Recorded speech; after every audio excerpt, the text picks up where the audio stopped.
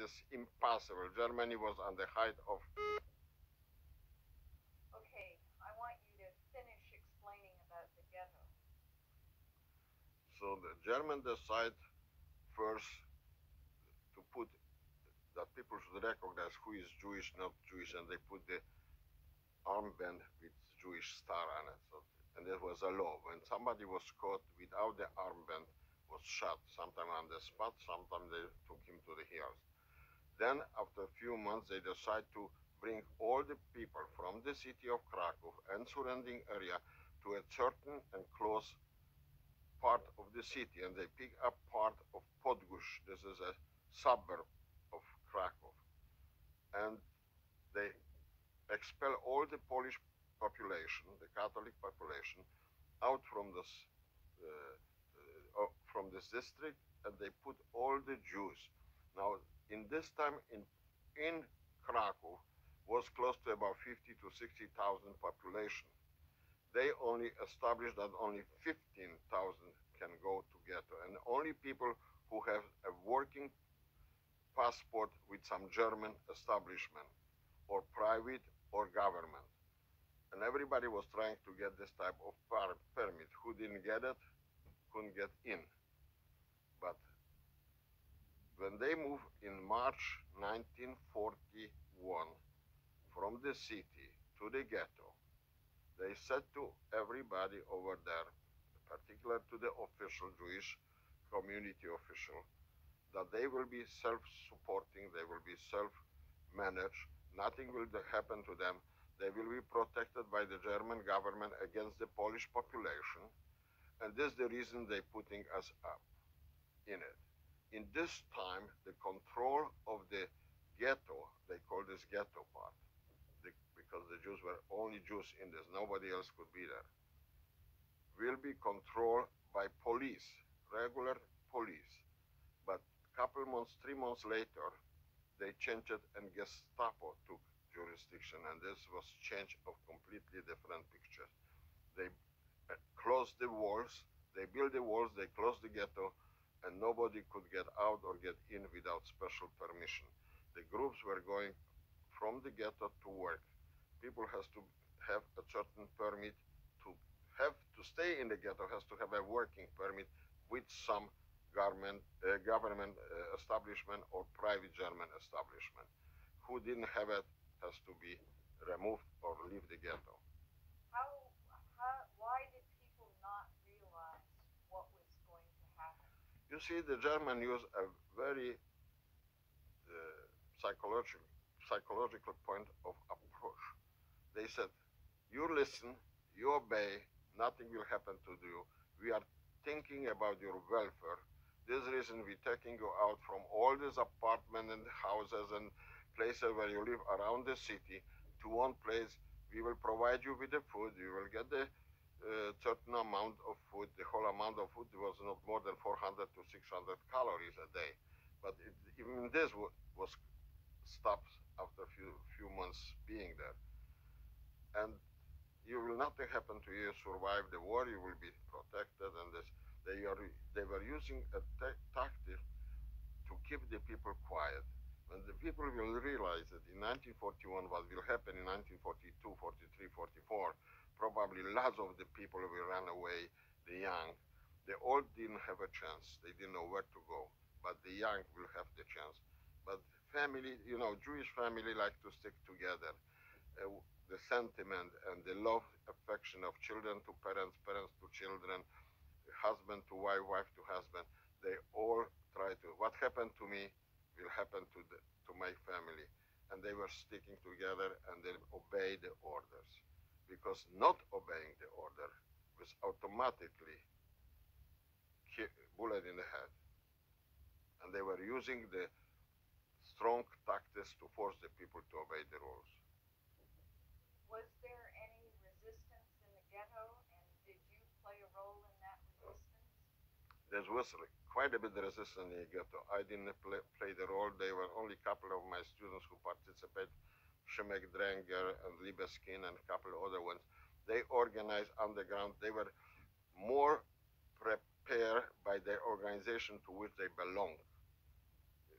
The organization, and they organized. They realized they already lost probably all the families. They were all on their own, and they organized, and they devastated the German in the first few months of their existence. They were caught later on, and they were all executed. They were all killed. You had an experience one time in the ghetto where you heard Armand Get and others were outside, and you were. Yeah. You Can you add something to the resistance? You see, this was a resistance, but was different type of resistance. By obeying the rules, this means submitting to the orders of the German, I consider was a certain part of resistance. We are trying to take away from German hands the strong tactics of killing and executing by obeying. This worked in the beginning. Later on, the Jewish elderly, like the Jewish Gemeinde, was trying even to go and use bribe system. They took the bribe, but nothing changed. Now you're going to the next question was. It was about a time when you were hiding and you knew you were going to tell me what was happening. Now you see, this happened in 1943 when they were liquidated the ghetto. My wife and myself and a friend of mine, Dr. Alexandrovich, decided to escape from ghetto through the canals. Coincidentally, the action was going so fast when I was trying to reach Dr. Alexandrovich, a dear friend of mine, and his wife and his child. They already went to the canals. And when I arrived to the canals, was no way to get in. The German already discovered the canals exit, and they kill everybody whom they caught over there. So when I came back to my apartment, one of the apartment, there was a kitchen room, I noticed my wife is gone. So I ran outside looking where she is, and they told me they saw her going out from the ghetto towards the Place of Camp, who was built over there on Jewish cemetery. They destroyed Jewish cemetery, and they built barracks, because the commandant who was appointed by the Gestapo, Hauptsturmführer Armand Get, he selected this place as the best place for Jews because they can be buried there right away on the cemetery. That was his expression. And I met Armand Get this last day. I would say I was the last Jew alive who left Krakow ghetto. I was trying to hide and figure out when the action will be over, I can go to my friends in the city and stay outside, and eventually this way I can help my wife who will be in the camp. But they were going from house to house with 2 dogs, and they were trying to trace all the Jews who were hiding, and I saw hiding behind a special wall, what I was thinking will be good protection, but later on I found out will be not a good protection against the dogs. I saw them pulling a woman and a child. They shot the woman and they killed the child by taking the child by the legs and hitting the wall. Then I decided to step out, and I knew that probably my last minutes of my life, but I didn't want to be killed over there in the hiding place. And I decided to figure out how I can protect myself. And I know a little bit mentality of the soldiers and the officers, that when somebody gets some order and fulfill the order, then they have to respect it. So I start to take the bundles what were laying all around on the street and put them in one place. And when they came to me close enough, about 4 or 5 feet, I turned it to them, and in German reported to them that I was appointed here by one of the officers to clean the road so that the thoroughfare should be open. There were no cars there, there were not horses, there was nothing there. They start to laugh, but they figure out the guy doesn't got the order, so he's doing the order. So he told me in German, verschwind. This means get lost. I didn't run. I turned around, clicked with my heels, and slowly left, don't even turning my head behind, because I knew when I turn my head, maybe we'll get a bullet in the back of the head. and then I turned it to the next corner, and I was the last Jew alive, with the last group of about 40 people left the ghetto. Describe the going in and out of the ghetto and the little code word you had for how many people had been executed on the hill. The little words in and out of the ghetto. 60 to 0. But this was in camp already, when we were in camp. In the camp, we play a little game. And the game was a very simple one. We count how many people were killed in the camp and how many German was killed in the as a revenge. The history was like this: when a group of 60 people came from a cable and they caught a food on them, they took them all to the hills and they executed. And this day was 60 to 0. Some days was 2 to 0. Some were 15 to 0. Some was 3 to 0. Every day was something happening in the camp. So when people were coming from outside, they said, "What is this today? How is today? What is the mood?" "Oh, today was 3 to 0. "Oh, this is good, only 3. But one day, Wait till we because no, we kill one. Okay, tell me again the story of giving the statistics as though you hadn't told me before. I hadn't heard this story. In the camp, from the first day we arrived, the mentality of the German was to create a condition that people will suffer and die. The execution was almost on daily basis. Some of those people were working outside, and the group were going out 6 o'clock in the morning, returning 6 o'clock in the evening back to the camp. And the people who were outside were in a better situation than those people who were inside the camp, because inside the camp, they have to live to the all experience what is going in the camp. And the killing was going over there.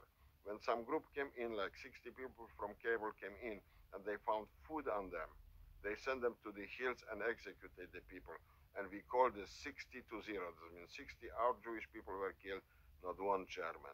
There were 2 to 0, 15 to 0, 20 to 0. One day, when they came outside, we said today was 21 to 1. One of the boy who was led to the execution jumped on the German guard, pulled out the bayonet, and killed this guard, but he was killed too. But at least was one German perished there, or one of the helper of the German was Ukrainian soldier. Now this was a situation what was like a game, but this was a very deadly game. Amon Get could stay on his balcony with a rifle from early in the morning, sometime afternoon, with a rifle and picking up people on random and shoot them from balcony to create a tremendous pressure of people who were working outside, because nobody knew when he can appear with a pistol or with a rifle. He was going from one barrack, working barrack, like a mechanical barrack, and he didn't like somebody who was doing the job too slow. He pulled a gun and shoot them on spot. He didn't like somebody walking through the camp. He has 2 dogs who were trained to kill. He let the dogs tear the person to pieces. So these were every minute, every day, from morning till we woke up, till the day we went to bed, and at night, something always happened. Was there, in your experience, any physical resistance in the camp? In this particular camp, they were I don't think so were any big resistance, what I knew about this. No. There were maybe individual people who tried to escape on their own. Some of them escaped, very few. Some of them got caught and they were hanged. And for anything was only one penalty of death. So in the general terms, in the Plaszow camp, there were not organized resistance to do something. No, I don't think.